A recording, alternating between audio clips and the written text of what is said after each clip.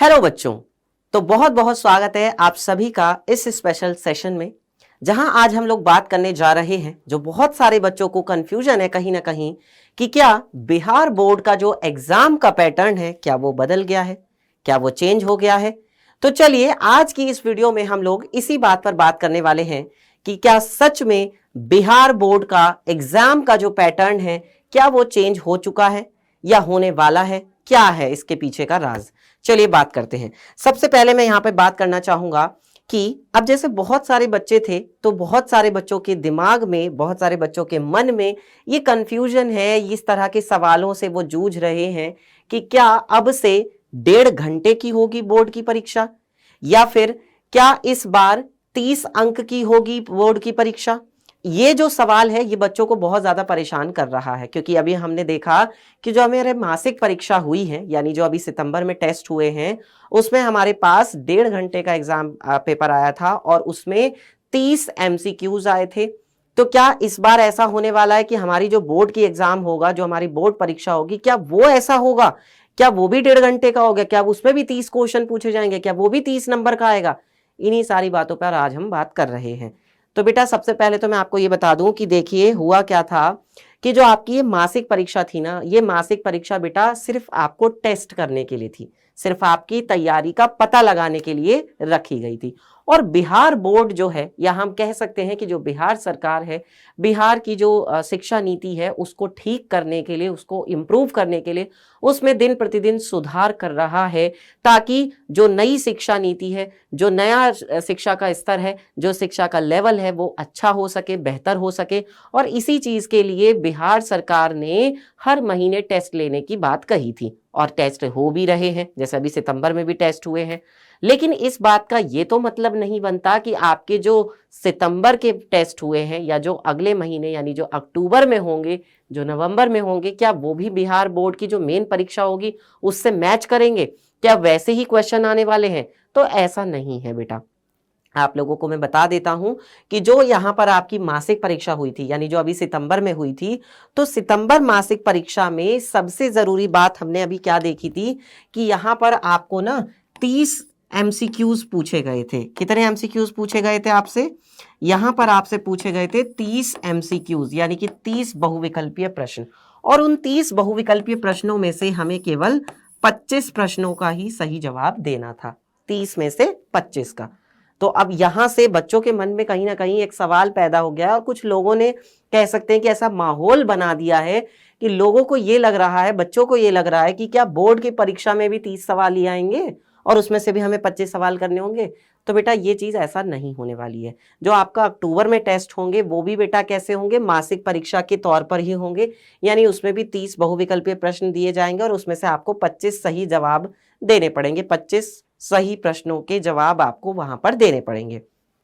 लेकिन अगर बात की जाती है सेंटअप एग्जाम की, अभी आपके बेटा नवंबर में सेंटअप एग्जाम भी होने हैं और उसके बाद आपकी फाइनल बोर्ड परीक्षा भी होनी है।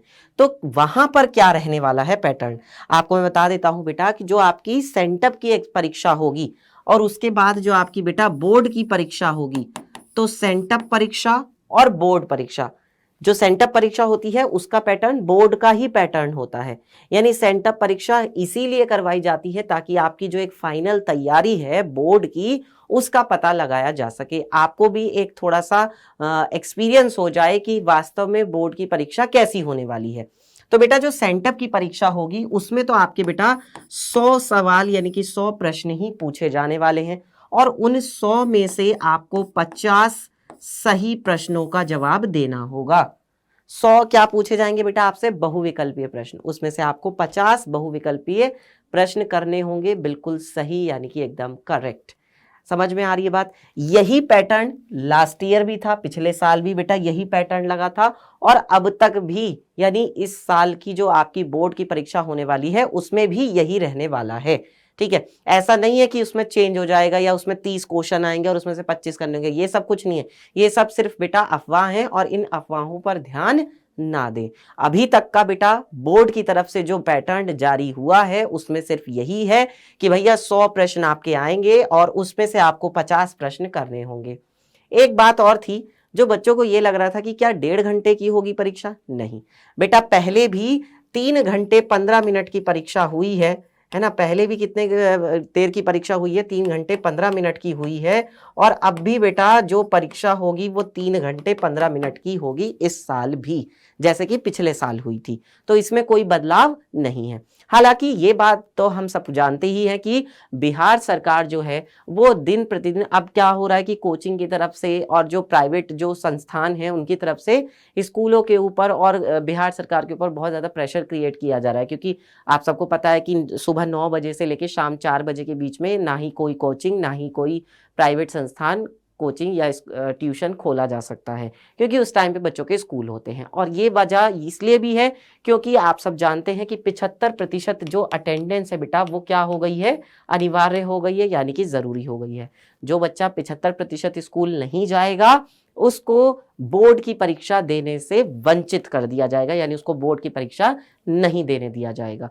तो इसलिए बेटा आपको 75% स्कूल भी जाना ही है। और ऑब्वियस सी बात है भाई कि आप जानते हैं ना, जो स्कूल में टीचर पढ़ा रहे हैं उनके पास सैलरी कहाँ से जा रही है, उनके पास पैसा कहाँ से जा रहा है, जो हमारी जेब से जा रहा है। हमारी जेब से जा रहा है मतलब जो बच्चे स्कूल में पढ़ाई कर रहे हैं उनके पेरेंट्स की जेब से ही जा रहा है ना। तो अगर स्कूल में ही पढ़ाई नहीं होगी तो फिर कोचिंग का क्या मतलब रह जाता है, ट्यूशन का क्या मतलब रह जाता है।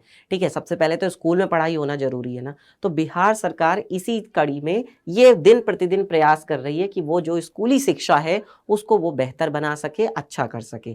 ठीक है, तो जो 2-3 कन्फ्यूजन थे वो मैंने आपके दूर कर दिए हैं।